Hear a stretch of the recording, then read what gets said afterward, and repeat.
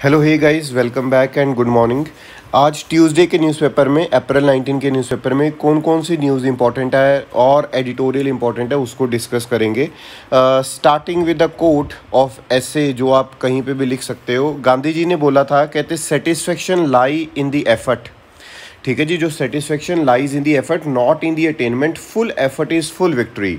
तो कई बार हम बोलने लग जाते हैं कि यार वो जो चीज़ है वो अचीव नहीं कर पा रहे, तो वो एक अलग चीज़ हो जाती है। लेकिन जो सेटिस्फेक्शन है वो कह रहे हैं आपके एफ़र्ट में ही होती है, नॉट इन दी अटेनमेंट, क्योंकि जितना बड़ा एफ़र्ट होएगा उतनी ही बड़ी विक्ट्री होएगी। सो वही चीज़ है कि प्रोसेस में बिलीव करना चाहिए हमें चीज़ों के, नॉट ठीक है जी, मीन्स में बिलीव करना चाहिए, एंड में बिलीव नहीं करना चाहिए। वो चीज़ यहाँ पे बोली जा रही है। तो इस तरह की कोट्स को आप ऐसे में यूज़ कर सकते हैं। तो स्टार्टिंग विद द न्यूज़पेपर, जो फ्रंट पेज पे सबसे पहली आज की न्यूज़ है वो है सुप्रीम कोर्ट सेट असाइड आशीष मिश्राज बेल इन लाखीमपुर वायलेंस केस। जो लाखीमपुर वायलेंस केस था उसमें बेल मिल गई थी आशीष मिश्रा को, ठीक है जी। लेकिन अभी वो जो बेल है सुप्रीम कोर्ट ने रद्द कर दी है, तो उसके बारे में हम पढ़ते हैं। पहली चीज़ तो बेल होती क्या है? बेल होती है कंडीशनल प्रोविज़न है एक, ठीक है। बेल क्या है? बेल एक कंडीशनल प्रोविज़न है या फिर प्रोविज़नल रिलीज़ है person under the legal custody. जो कोई इंसान लीगल कस्टडी के अंडर था उसको एक कंडीशनल या फिर प्रोविज़नल रिलीज़ कर दिया जाता है कि भाई जब भी ज़रूरत पड़ेगी कोर्ट को आपको अपीयर होना पड़ेगा, और कोई ना कोई सिक्योरिटी या फिर कोलेटरल भी इसमें रखना पड़ता है। नंबर 2, यहाँ पे अगर हम बात करें कि ये जो principle behind giving the bell जो है हाई कोर्ट ने एक्सप्लेन किया था किस केस में, in the superintendent and remembrance of legal affairs versus Amiya Kumar Roy Chaudhary case में। टाइप्स ऑफ बेल, कौन कौन सी बेल है इंडिया में? नंबर 1 होती है रेगुलर बेल। रेगुलर बेल कौन सी होती है कि ये कोर्ट देती है, any court within the country दे सकती है। एक चीज़ यहाँ पे समझने वाली है कि जो रेगुलर बेल है वो कोई भी कोर्ट हमारी कंट्री में विद इन दी कंट्री दे सकती है to release a person who is already under arrest and kept in police custody. ठीक है जी, चाहे वो पुलिस कस्टडी में है चाहे वो अरेस्ट के अंडर है, उसको जो बेल दी जाएगी वो होती है मेरी रेगुलर बेल। और ये कोई भी कोर्ट है जो वो मेरी कंट्री में दे सकती है। दिस इज़ एक्सट्रीमली इंपॉर्टेंट, जो कि हमें बेल के बारे में पता होना चाहिए।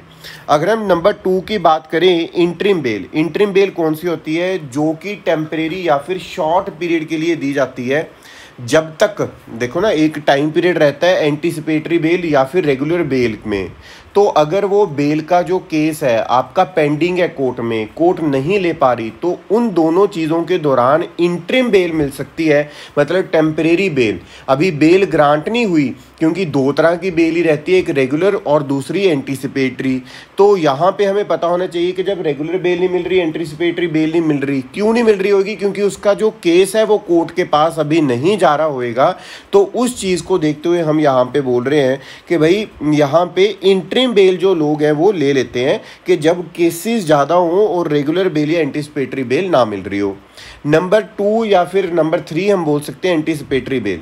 जब किसी भी पर्सन को ऑन बेल, ठीक है, छोड़ दिया जाता है even before the person is arrested, मतलब वो होती है एंटीसिपेटरी बेल। ये इस तरह की सिचुएशन में क्या होता है कि भाई उसको पता है कि मुझे अरेस्ट कर लिया जाएगा, तो उस तरीके से जो बंदा है वो पहली जाके कोर्ट में बेल अप्रूव करवा लेता है कि भाई मुझे एंटीसिपेटरी क्या चाहिए, बेल चाहिए। इसी वजह से यहाँ पे लिखा हुआ है a direction issued to release a person on bail even before the person is arrested. ठीक है, even before the person is arrested, हम उसको चीज़ को क्या बोलते हैं? Anticipatory bail. In this situation there is a apprehension of the arrest and the person is not arrested before the bail is granted. ठीक है जी। So it is issued only by the session court and high court. ये चीज़ आपने अपने दिमाग में बिठा लेनी है कि जो रेगुलर बेल है वो कोई भी कोर्ट दे सकती है, लेकिन जो एंटीसिपेटरी बेल है वो सेशन कोर्ट या फिर हाई कोर्ट ही अप्रूव करती है या फिर इशू करती है। एक्सट्रीमली इंपॉर्टेंट डेटा, इस चीज़ को आपने याद रखना है। चलिए नेक्स्ट न्यूज़ की तरफ बढ़ते हैं। जो होलसेल प्राइस इन्फ्लेशन है वो बढ़ चुकी है, 14.55% मार्च में हो चुकी है। अभी होलसेल प्राइस इंडेक्स होता क्या है, यहाँ पे ये कोई मैन्युफैक्चरिंग यूनिट है, मैन्युफैक्चरिंग यूनिट ने मतलब कोई इंडस्ट्रियल यूनिट है, मैन्युफैक्चरिंग यूनिट ने यहाँ से कोई चीज़ निकाली और वो होलसेलर के पास जब आती है तो उसमें जो प्राइस रहता है मैं उसको बोलता हूँ wholesale price index. Let's say 100 rupees की बनाई, 20 रुपीज़ का प्रॉफिट डाला तो इसके पास 120 रुपीज़ की आती है, तो वो होती है होलसेल प्राइस इंडेक्स। ठीक है जी। अगर ये फिर फर्दर किसी और को देगा, आगे कंज्यूमर को या किसी भी को भी दे रहा है, तो उसमें हम बोल सकते हैं कि वो कुछ अपना प्रॉफिट, कुछ इधर उधर के टैक्सेस ये वो और इंक्लूड हो जाएंगे, तो वो हमारी बन जाती है कंज्यूमर प्राइस इंडेक्स। तो अभी हम बात कर रहे हैं किस चीज़ की, WPI की। यहाँ पे तो WPI की बात करते हुए हमें WPI के बारे में पता होना चाहिए। होलसेल प्राइस इंडेक्स ये करता क्या है कि भाई होलसेल जो बिजनेस है, देखिए, it measure the changes in the price of goods sold and traded in bulk by wholesale businesses to other businesses. जो होलसेलर, मैंने आपको बोला कि जब वो रिटेलर के पास चीज़ें पहुंचा रहा है ना, रिटेलर फिर आगे कंज्यूमर को देगा, वो अलग चीज़ है। तो होलसेल जो बिजनेसेस टू अदर बिजनेसेस जो चीज़ भेज रहे हैं और उनमें जो प्राइस चेंज आ रहा है वो मेरा कहाँ पे मेजर होता है, होलसेल प्राइस इंडेक्स में। और इस चीज़ को पब्लिश करता है office of economic adviser under ministry of commerce and industry. ये सेकंड नंबर जो पॉइंट है वो बहुत ज़्यादा इंपॉर्टेंट है, आप लोगों ने याद रखना है कि office of economic adviser publish करता है और मिनिस्ट्री ऑफ कॉमर्स और इंडस्ट्री के ये अंडर आता है। ये most widely use inflation indicator है इन इंडिया। ठीक है, अभी वैसे हम CPI कंबाइंड यूज़ कर रहे हैं, लेकिन होलसेल के लिए हम इसी को यूज़ करते हैं। इसका मेजर क्रिटिसिज्म क्या है, मैंने आपको पहले ही बॉक्स बना के समझाया कि ये general public does not buy products at the wholesale price, उस चीज़ को नहीं बताएगा। ठीक है जी। जो WPI का बेस ईयर है वो पहले 2004-05 था, लेकिन अभी हमने 2011-12 उसको किया है, 2011-12 मतलब, और ये किस टाइम पे किया था, ये किया हमने 2017 में। इस चीज़ को आपने प्रॉपर वे में याद रखना है। ठीक है जी। चलिए नेक्स्ट न्यूज़ की तरफ बढ़ते हैं। तो हमने पहली न्यूज़ बेल के लिए की है, एक्स्ट्रा इन्फॉर्मेशन देखा, और नंबर 2 यहाँ पे हमने देखा WPI, राइट। तो इस चीज़ को आपने क्या करना है, याद रखना है। अगली न्यूज़ की तरफ चलते हैं। अगली न्यूज़ है ED attach Amway India 757 crore asset. भाई यहाँ पे इन्फोर्समेंट जो डायरेक्टोरेट है उन्होंने एसेट सीज किए हैं, अटैच किए हैं। कोई एमवे इंडिया करके कंपनी, आपको पता होएगा पहले से। ये काम क्या करते थे, ये प्रोडक्ट्स बेचते थे और ये मल्टी लेवल मार्केटिंग की तरफ चलते थे। मल्टी लेवल मार्केटिंग का मतलब पोंजी स्कीम टाइप की जो चीज़ होती है उस तरफ। ये मल्टी लेवल मार्केटिंग क्या होती है कि ऊपर वाले बंदे ने स्टार्ट किया, वो बोलेगा इस बंदे को मैं तुम्हें हाई रिटर्न दूंगा, मुझे कुछ ना कुछ इन्वेस्टमेंट दो। ये फर्दर दोनों लोगों को बोलेंगे, ठीक है जी, ये दोनों आगे जोड़ते रहेंगे, ये फिर आगे आगे बंदों को जोड़ते रहेंगे। इसका मतलब क्या है, जो पैसा है वो ऊपर से नीचे जाता जाएगा। जब तक तो ये लेवल मार्केटिंग चलती रहेगी तब तक ऊपर वालों को पैसा मिलता रहेगा। द मोमेंट ये नीचे वाले लोगों पे पैसा नहीं मिला, नीचे वाले लोगों से पैसा नहीं मिला, तो ऊपर वाले लोगों को भी पैसा नहीं मिलेगा। ये चीज़ आपने याद रखनी है। तो इसमें जो वल्नरेबल सेक्शन हो जाता है वो सबसे ज़्यादा मुझे लगता है कि जो बाद में ज्वाइन करते हैं या फिर जो पुअर लोग हैं, क्योंकि उनको इन स्कीम्स के बारे में बहुत ज़्यादा नहीं पता होता। तो ये जो मल्टी लेवल मार्केटिंग ये जो कंपनी कर रही थी उसने फ्रॉड यहाँ पे देखा जा रहा है, और उन्होंने ED ने अटैच किए एमवे इंडिया के 757 करोड़ के एसेट। तो चलो पोंजी स्कीम के बारे में थोड़ा सा हमें जानकारी होनी चाहिए, उसके बारे में पढ़ते हैं। जैसे हमने बात की, ये एक फ्रॉडलेंट इन्वेस्टिंग स्कैम है promising high rate of return with little risk to investor. मतलब जो इन्वेस्टर है वो बोलते हैं कि भाई उसको तो बहुत कम रिस्क है, तो ये जो चीज़ है ये एक इन्वेस्टिंग चीज़ है, ये चलती रहनी चाहिए। नंबर 2 अगर हम बात करें, ये जो टर्म पोंजी स्कीम है इसको कॉइन किया गया था 1919 में after the name of an Italian को मैन नेम चार्ल्स पोंजी। ठीक है जी। और ये पिरामिड स्कीम की तरह काम करता है। कैसे कि भाई generate returns from the older investor by acquiring new investor. मतलब जो मैंने आपको उस फोटो में भी हमने समझा कि भाई पिक्चर में भी हमने समझा, जो पुराने लोग हैं उनको तभी पैसे मिलेंगे अगर नए लोगों को जोड़ा जाएगा। ठीक है। तो कांस्टेंट फ्लो जब तक रहेगा तब तक ठीक है। अगर कांस्टेंट फ्लो बंद होता है तो ओल्ड इन्वेस्टर को भी पैसे मिलना बंद हो जाएगा और न्यू इन्वेस्टर तो बेचारा डूब ही चुका है। तो ये मल्टी लेवल मार्केटिंग स्कीम्स जो हैं itself is not illegal in India, ठीक है, because there is a product being sold, but direct marketing companies can not promote pyramid और मनी सर्कुलेशन स्कीम्स। तो आपने देखा होगा जितनी भी मल्टी लेवल ये मार्केटिंग स्कीम्स हैं ये अपना साथ में किया बेचती रहती हैं, प्रोडक्ट वगैरह बेचती हैं कि भाई ये क्रीम करके ले लो, ये पाउडर करके ले लो, इस तरह के कि भाई ये देखो जी ये कुछ टूथपेस्ट हो गए जी, ये कुछ ये नहीं करता वो नहीं करता, उस तरह की जो चीज़ें हैं वो यहाँ पे देखने को हमें मिलती हैं। चलिए नेक्स्ट न्यूज़ की तरफ बढ़ेंगे। सेकंड ये जो पेज है इस पर कोई न्यूज़ नहीं आई है सच। और फिर इसके बाद में डायरेक्टली जो आज इम्पॉर्टेंट चीज़ आई है वो है हमारा एक एडिटोरियल जो बहुत इंपॉर्टेंट है। इसमें हम बात करेंगे about India can criticise Russia's Ukraine invasion. तो यहाँ पे सबसे पहले इंट्रोडक्शन में सुशानी हैदर जी ने जो लिखा है यहाँ पे बड़ा अच्छा एडिटोरियल है, इसके बारे में चर्चा करते हैं। तो नंबर 1 यहाँ पे इंट्रोडक्शन में उन्होंने लिखा कि 2018 में, मैं 4 साल कहते अगर मैं पीछे जाऊँ तो यूनाइटेड स्टेट्स के जो प्रेसिडेंट थे डोनाल्ड ट्रंप, उन्होंने एम्बेसडर भेजी निकी हेले, है ना, और sensitive mission to new Delhi. और उस टाइम पे उन्होंने बोला था गवर्नमेंट को कि अपना जो ऑयल इंपोर्ट है, ठीक है, यहाँ पे आपने याद रखना है निकी हेले, और यहाँ पे जो अपना ऑयल इंपोर्ट है उसको ड्रॉप करो फ्रॉम द ईरान, या फिर हम सैंक्शंस लगा देंगे, यूएस सैंक्शंस आपके ऊपर भी लग सकते हैं। तो यहाँ पे जब हमने बात की तो वो डिप्लोमेट मतलब प्रोबेबली क्यों चूज़ किया गया था उनको, the reason is Indian American, ठीक है, कुछ एक अपील भी थी उनकी।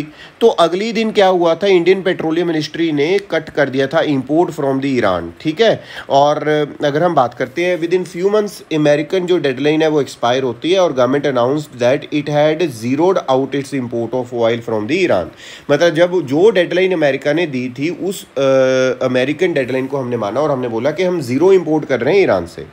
ये once India's preferred choice and third biggest supplier of crude, और ईरान से ज़ीरो कर दिया था उसी टाइम पे, क्योंकि हम इस चीज़ को इस वजह से हाईलाइट कर रहे हैं। उसका रीज़न ये है कि किसी टाइम पे ये सबसे ज़्यादा प्रेफर्ड चॉइस और थर्ड सप्लायर ऑफ क्रूड भी इंडिया का होता था, ठीक है। तो इस चीज़ को आपने यहाँ पे पूरा प्रॉपर वे से याद रखना है, ठीक है जी। तो ये बहुत इंपॉर्टेंट चीज़ है यहाँ पे, अगर हम बात करें तो इस चीज़ को आपने प्रॉपर वे से याद रखना है। आगे चलते हैं। नेक्स्ट जो ये पैराग्राफ में चीज़ बोली जा रही है कि अगर हम रशिया का केस देखें वो थोड़ा अलग है। यहाँ पे तो सिर्फ एम्बेसडर को भेजा गया था, यहाँ पे तो मिस्टर बिडेन ने खुद बोल दिया, कहते ज़ीरो आउट होना चाहिए कि भाई कोई ऑयल परचेज ही नहीं होना चाहिए रशिया से। यहाँ पे यूएस प्रेसिडेंट जो बिडेन ने बोला है, ठीक है जी, कि इस तरह की चीज़ होनी चाहिए। वर्चुअल समिट जो हो रहा था, 2+2 मिनिस्ट्रियल मीट हुई है जो हमने बार बार डिस्कस की है। चलो अगर आपने पुरानी वीडियोज़ देखी हैं तो 2+2 जो मिनिस्ट्रियल मीट है वो किस किस और कंट्री के साथ हमारी चल रही है उसके बारे में आपने कमेंट सेक्शन में बताना। तो अनदर इंडियन अमेरिकन जो था यहाँ पे deputy national security adviser Daleep Singh, है ना। तो हर एक चीज़ पे अगर हम बात करें तो दिल्ली को बोला जा रहा है, मतलब हमारी कंट्री को बोला गया है कि रशिया से ये जो सप्लाई है वो ख़त्म करो या बंद करो। यहाँ पे हम बात करें ये प्रेशर इंक्रीज़ होता दिखाई तो दे रहा है, और ये प्रेशर ज़्यादा इंक्रीज़ होएगा जब ये बोरिस जॉनसन भी प्राइम मिनिस्टर से मिलने के लिए थोड़े से दिनों में आ रहे हैं, तो इस तरह का प्रेशर इंक्रीज़ होता रहेगा। लेकिन यहाँ पे हमने कंक्लूड ये किया है, चाहे वो कोई भी मीटिंग है, चाहे वो कोई भी जगह है, चाहे वो कोई भी चीज़ है, वहाँ पे हम रशिया को ना तो बहुत ज़्यादा कंडेम कर रहे हैं, ठीक है, डायरेक्ट नेम लेकर, और ना ही हम कोई भी ऐसा रेजोल्यूशन को सपोर्ट कर रहे हैं जिसमें रशियन इन्वेजन को क्या किया जा रहा हो, यहाँ पे हम देख रहे हैं कि क्या किया जा रहा हो, यहाँ पे कंडेम किया जा रहा हो। और यहाँ पे यूएस, जापान, ऑस्ट्रेलिया ने मिलके भी बोला रशिया के बारे में, वहाँ पे भी हमने कुछ भी बहुत ज़्यादा रशिया के बारे में नहीं बोला। मोर ओवर अगर मैं बात करूं तो जो रशियन ऑयल है हमने डिस्काउंट में मतलब more Russian oil we have bought at a discount than did it all of the 2021। Moreover we have also accelerating coal import, ठीक है, S-400 मिसाइल हमारे पास आ रही है। तो और जो चीज़ याद रखनी है, reserve bank of India in Mumbai for technical talks in rouble payment, ठीक है। तो इस तरह से पता लग रहा है कि भाई इंडिया पे कोई बहुत ज़्यादा असर इस बार नहीं होता दिखाई दे रहा। अगर हम बात करते हैं सस्टेनेबिलिटी ऑफ स्टैंड की, कितने टाइम तक ये स्टैंड सस्टेन करेगा, वो बात हम यहाँ पे कर रहे हैं। तो अगर हम एग्जांपल यहाँ पे लेके चले, इंडिया का जो डिफेंस हार्डवेयर डिपेंडेंसी है वो रशिया पे 60% है, डिपेंडेंसी स्पेयर पार्ट्स की 85% है, ठीक है जी। These could be offset with more purchases from the US and procurement of spares from the Commonwealth of Independent State countries that produce Soviet weapon। तो ये बोलते हैं, कहते हैं कि अगर आपको ये चीज़ है कि डिफेंस की हमारी बहुत बड़ी उन पे एक रिस्पॉन्सिबिलिटी है हमारी कि भी हमने वहाँ से ले रहे हैं हम, तो आप इस चीज़ को ऑफसेट कर सकते हो विद द यूएस से और जो और अदर कंट्रीज़ है जो कि आपको स्पेयर पार्ट्स दे सकती हैं।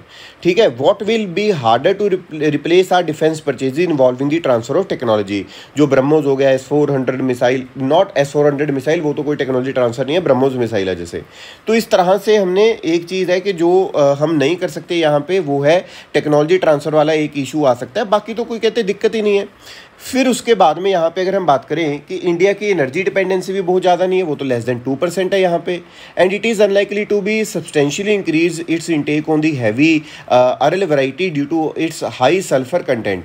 ये भी नहीं है कि मैं वहाँ से कोई कोल बहुत ज़्यादा मंगा लूँगा, क्योंकि उनका जो कोल है वो अरल वैरायटी वाला, उनमें सल्फर कंटेंट बहुत ही ज़्यादा है। ठीक है, तो इस चीज़ को आपने क्या करना है, याद रखना है यहाँ पे। तो above all any serious future analysis of conflict would question the long term sustainability of the sanctions imposed by the western block. तो इस चीज़ को देखना पड़ेगा। अभी तो 30-40 जो कंट्रीज़ हैं उन्होंने ये सैंक्शंस को ज्वाइन किया है, लेकिन इंडिया, चाइना हो गया, इन्होंने कभी अभी तक ज्वाइन नहीं किया। तो ये जो चीज़ आज में देखने को मिल रही है वो dollar versus non dollar economic system की देखने को मिल रही है। कंफर्ट इन ग्रुपिंग, इंडिया का जो स्ट्रेटेजिक फ्यूचर है वो एक लिंक्ड है रशिया के साथ में। अगर हम पहले भी बात करें, नेपोलियन की एज में बात करें, नेपोलियनिक जो एरा था कि जो कंट्री की ज्योग्राफी है, you can understand and predict it's foreign policy. ठीक है जी, क्यों? क्योंकि हमारा जो नदरन फ्रंटियर पे चाइना बैठा है, उसके बाद में अगर हम बात करें तो पाकिस्तान है, रिजल्टेंट नीड ऑफ रशिया हमें है, एक रशिया की नीड तो हमें पड़ती ही पड़ती है उस चीज़ में। ठीक है जी, सो ये जो दो लीडर्स हैं जैसे कि मोदी और पुतिन, जो मोदी जी और पुतिन जी हैं, ये दोनों के दोनों काफ़ी टाइम से टेलीफोनिक कन्वर्सेशन पे बात कर रहे हैं। ठीक है, और mister Putin not raised concern over the backsliding of democracy और ह्यूमन राइट्स वायलेशन, कभी भी उन्होंने इस तरह की कोई बात नहीं की है। तो ये जो चीज़ है यहाँ पे अगर हम बात करें, और मोर ओवर अगर हम बात करते हैं ह्यूमन राइट्स वायलेशन की इन दी मैनर ऑफ, यूरोपियन यूनियन बोल रहा है, यूएस बोल रहा है कि भाई इंडिया ने जम्मू एंड कश्मीर, ये जो सिटीजनशिप एक्ट, जो Jammu and Kashmir reorganisation act लेकर आया है, तो वहाँ पे माइनॉरिटीज़ को ट्रीटमेंट अच्छे से करना चाहिए, ये वो इस तरह की चीज़ें, जो रशिया है वो हमारे साथ कुछ भी इस तरह की चीज़ें नहीं कर रहा। और अगर हम बात करते हैं कि वेस्टर्न सैंक्शंस को हम रिफ्यूज़ करें एंटरटेन करने से, बिकॉज हम पहले से बात करते आए हैं किस चीज़ पे, नॉन अलाइनमेंट और स्ट्रेटेजिक ऑटोनॉमी पे, कि हम नॉन अलाइनमेंटली चलते हैं और स्ट्रेटेजिक हमारी एक ऑटोनॉमी रहती है, जो कि हमने सीखा था अटल बिहारी वाजपेयी से और मनमोहन सिंह से। उसी पॉलिसी को हम लेके आगे चल रहे हैं। मनमोहन सिंह पे यूएस ने बहुत प्रेशर डाला था एक टाइम पे, हिलरी क्लिंटन भी आए थे कि ऑयल सैंक्शंस, जब उन्होंने बात की थी कि ऑयल सैंक्शंस लगाने चाहिए ईरान पे, तो लेकिन हमने वहाँ पे कोई सैंक्शन वगैरह नहीं लगाए थे, हमने वहाँ से बाय करना कंटिन्यू रखा था। अगर हम बात करें invasion by one country on another in 2003 despite, लेकिन ये जो चीज़ है कि हम कंडेम तो कर ही सकते हैं यार, इन्वेजन तो इन्वेजन है, क्योंकि 2003 में भी ये चीज़ देखी गई थी, तो हमने एक प्रॉपर बिल पेश किया था जिसमें हमने उस चीज़ को कंडेम किया था। जब हमने कंडेम कब किया था, कोलिशन था जो मतलब अपना ये यूएस वाला, उन्होंने इराक में क्या कर दिया था, इन्वेजन कर दिया था। तो उस चीज़ से हमें थोड़ा बहुत सीखना चाहिए, यहाँ पे ये बोला जा रहा है। तो बड़ा अच्छा एडिटोरियल लिखा हुआ है, इसमें से जो इंपॉर्टेंट चीज़ें हैं वो आप यहाँ से निकाल सकते हो। मैंने यहाँ पे मार्क कर रखा है, आपने पॉज करना और इसको जो भी आप लिखना चाहते हो स्क्रीनशॉट ले लो, और कोई दिक्कत वाली बात नहीं है। चलिए नेक्स्ट न्यूज़ की तरफ चलते हैं। नेक्स्ट कोई एडिटोरियल बहुत ज़्यादा कुछ खास इंपॉर्टेंट नहीं है, श्रीलंका की बात फिर से की गई है। यहाँ पे बात की जा रही है UK Rwanda asylum plan. UK Rwanda asylum plan है क्या, इसके बारे में बात करेंगे। देखिए यहाँ पे हम अगर बात करें तो वो कहते हैं since 2018 there has been a marked rise in the number of refugees and asylum seekers that undertake dangerous crossing between Calais in France and Dover in England. तो ये जो फ्रांस और इंग्लैंड के बीच में डेंजरस क्रॉसिंग कर रहे हैं लोग और असाइलम ले रहे हैं वहाँ पे आके, अगर हम बात करते हैं यूके में, तो वो जो नंबर है वो बहुत ज़्यादा इंक्रीज़ हो चुका है। पहले 297 था, अभी 28,431 हो चुका है ना। और ये लोग आ कहाँ से रहे हैं? सूडान से, अफ़गानिस्तान से, यमन से। तो ये पहली अपनी ज़िंदगी वहाँ पे भी खो के बैठे हैं और यहाँ पे आते आते भी इनकी जो ज़िंदगी है वो बहुत प्रॉब्लम में आ जाती है। तो इस चीज़ को देखते हुए जो असाइलम सेंटर्स हैं वो कहते कि हम एक डील कर रहे हैं किसके साथ में? रवांडा के साथ में, जहाँ पे मतलब एक वो रवांडा जो है वो एक होल्डिंग सेंटर का काम करेगा, जहाँ पे असाइलम एप्लीकेंट्स वेट करेंगे जब रवांडा गवर्नमेंट डिसीजन बनाएगी अबाउट देयर असाइलम और resettlement petition within Rwanda. So according to the UK government this is to combat people smugglers, क्योंकि कई लोग क्या करते हैं यहाँ पे वो बोल देते हैं हम छोड़ देंगे आपको, वहाँ पे आप असाइलम ले लेना, लेकिन वो क्या करते हैं, एक तो एक्सऑर्बिडेंट बहुत ही ज़्यादा उसको चार्ज करते हैं और वल्नरेबल माइग्रेंट्स है जो उनको प्रॉब्लम क्रिएट करते हैं, ठीक है जी। और बोट्स पे लेकर आते हैं जिसमें ये होता है कि ड्राउनिंग्स का खतरा रहता है। सो यूके यहाँ पे यूरो 120 मिलियन पे करेगा कोई ऑपरेशन कोस्ट है वो रखने के लिए। तो यहाँ पे ये चीज़ आपने याद रखनी है, यूके रवांडा का बिल किस चीज़ के लिए? असाइलम के लिए, ठीक है जी, बहुत इंपॉर्टेंट, सही है। चलिए नेक्स्ट न्यूज़ की डिस्कशन करते हैं। Understanding the additional mandate for the vehicles. यहाँ पे बात की जा रही है कि जो एयर बैग्स हैं वो ज़्यादा होने चाहिए, 6 air bags in the passenger vehicle, ये मैंडेटरी करने की बात की जा रही है गवर्नमेंट ऑफ इंडिया के द्वारा। और ये चीज़ के लिए उन्होंने 30 दिन का टाइम दिया था जनवरी 14 में कि भाई आप सोच के बता दो और इसमें कितने पैसा चार्जेस जो हैं वो ज़्यादा हो जाएंगे, वो चीज़ की बात की जा रही है। यहाँ पे जो जनरल स्टैट्यूटरी रूल्स हैं वो ये बात बोलते हैं कि जो M1 कैटेगरी की मैन्युफैक्चर्ड गाड़ी हैं आफ्टर अक्टूबर 1 दिस ईयर, वो 2 साइड जो टॉर्सो एयर बैग्स हैं वो आनी ही आनी चाहिए फ्रंट रॉ में, ठीक है। सो इससे होगा क्या कि जो इंजरीज हैं वो कम होनी स्टार्ट हो जाएंगी। तो यहाँ पे जब लेजिस्लेशन ये एयर बैग की आती है, ये लेजिस्लेशन एयर बैग की यहाँ पे अगर हम बात करते हैं जब आती है, तो यहाँ पे जो कंपनीज उन्होंने बोला इंक्रीज़ हो जाएगी कॉस्ट बाय 17,600 रुपीज़। तो मिस्टर गडकरी ने ये बोला कि भाई जो बजट सेशन में लोकसभा में कहते यार बड़े अपसेट करने वाली बात है कि अगर गरीब मर रहा है, if poor man dies let him die, क्योंकि यार बड़ी बड़ी जो गाड़ियाँ हैं, जो मर्सिडीज ये वो गाड़ियाँ हैं, उसमें तो आता ही ये चीज़, तो आप क्यों नहीं दे सकते? वो कहते हैं कि भाई ये एक इकोनॉमिक मॉडल होना चाहिए, स्मॉलेस्ट ऑफ द स्मॉलेस्ट में भी ये चीज़ प्रोवाइड होनी चाहिए, क्योंकि जो जान है वो सबकी सेम है और हमने जान सबकी बचानी है, चाहे वो गरीब है चाहे वो अमीर है। इसी वजह से हमारी कंट्री में आर्टिकल 14 है, राइट टू इक्वालिटी है, राइट टू इक्विटी भी हम देने की यहाँ पे कोशिश की जा रही। So he stated that the fixed cost of an airbag would be determined by market forces and volume of production. So ये जो cost of 4 airbags है वो 5600 to 57,000 वेरी करती है।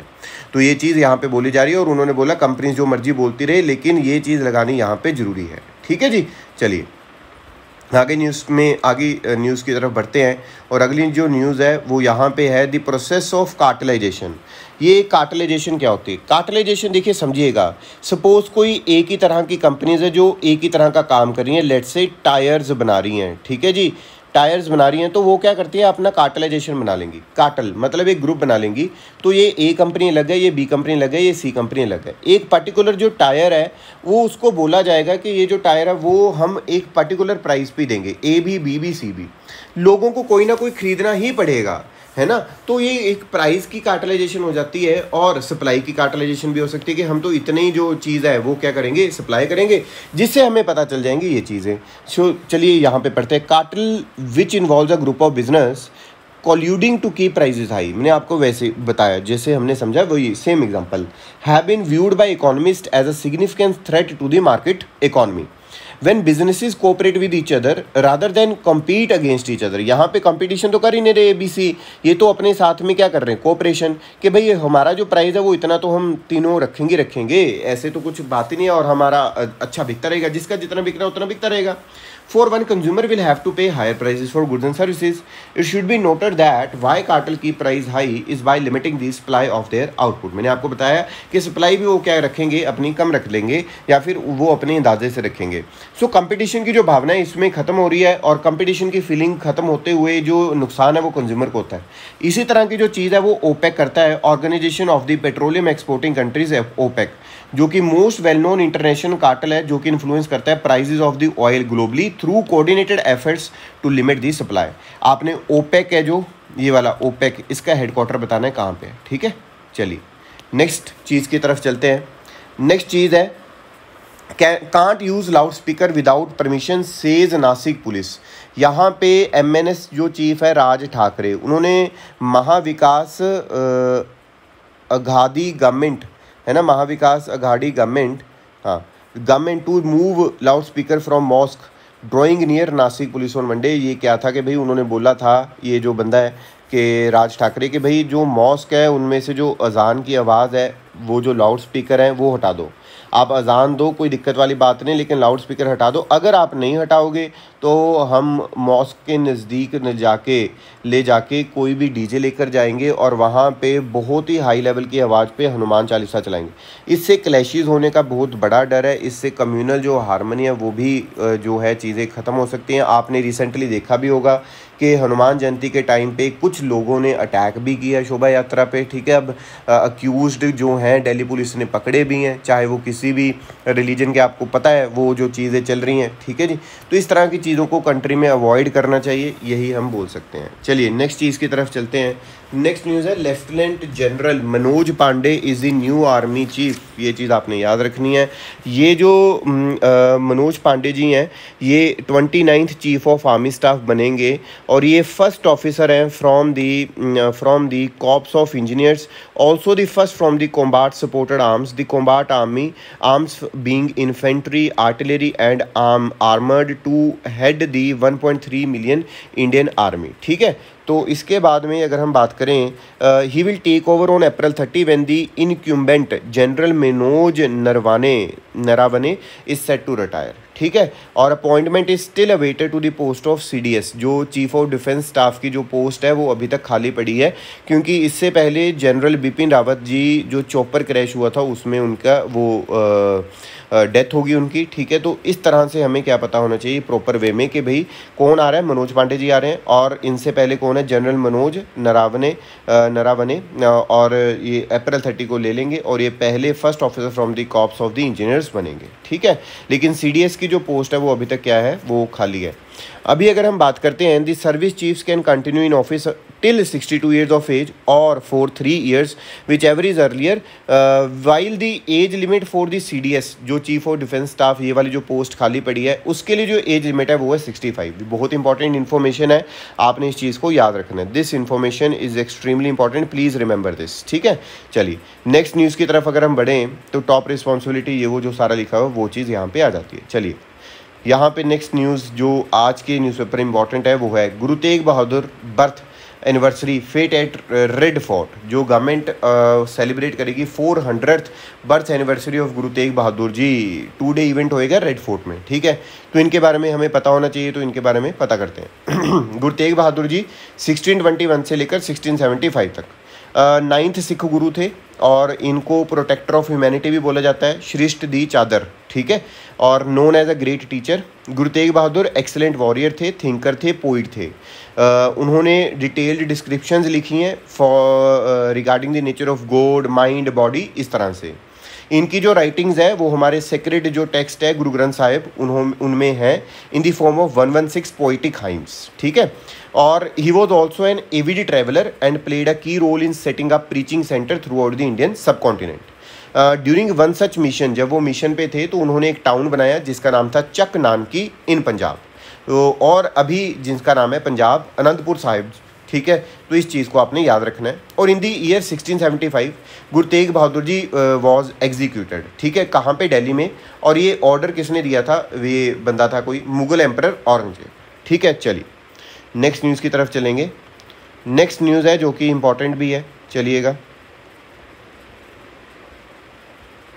नेक्स्ट न्यूज़ है कि जो स्टेट्स हैं यहाँ पे बात की जा रही है, बहुत इंपॉर्टेंट चीज़ें हैं आज के न्यूज़पेपर में। SBI की जो रिपोर्ट है वो ये बोल रही है, कहते जी आप ना स्टेट्स को बोला जा रहा है कि आप ये जो फ्री वाला माल मसाला दे रहे हो लोगों को, है ना, कि वो बंद कर दो भाई साहब। क्योंकि उसका रीज़न क्या है, पहली चीज़ तो बहुत ज़्यादा हाई अमाउंट आप स्पेंड कर रहे हो पॉपुलिस्ट मेजर्स में, जैसे फार्म लोन वेवर हो गया, आपने इलेक्ट्रिसिटी फ्री हो गया, ये वो चीज़ें। और आपको वो बताना चाह रहे हैं कि जो GST की कंपनसेशन है उसका जो साल है वो एंड हो रहा है जून में, तो आपको रीप्रायोरिटाइज करना पड़ेगा एक्सपेंडिचर, उसी हिसाब से अपनी रेवेन्यू रिसिप्ट देखनी पड़ेगी। जिस तरह से आपकी रेवेन्यू रिसिप्ट आएंगी, जिस तरह से पैसे आएंगे आपके पास, रेवेन्यू आएगा, उसी हिसाब से आपको अपना आगे एक्सपेंडिचर करना चाहिए। ये चीज़ यहाँ पे बोली जा रही है। नेक्स्ट जो न्यूज़ है इंपॉर्टेंट वो है SBI raises $500 million bye IFSC gift city. इसके बारे में देखते हैं। ये जो IFSC गिफ्ट सिटी है इसके बारे में चर्चा करेंगे।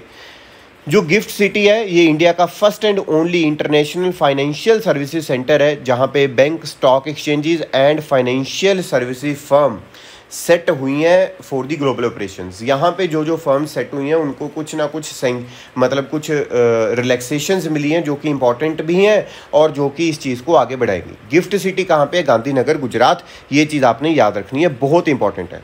सो आज के लिए इतना ही। इस वीडियो को आपने लाइक, शेयर और चैनल को सब्सक्राइब करना है। Thank you.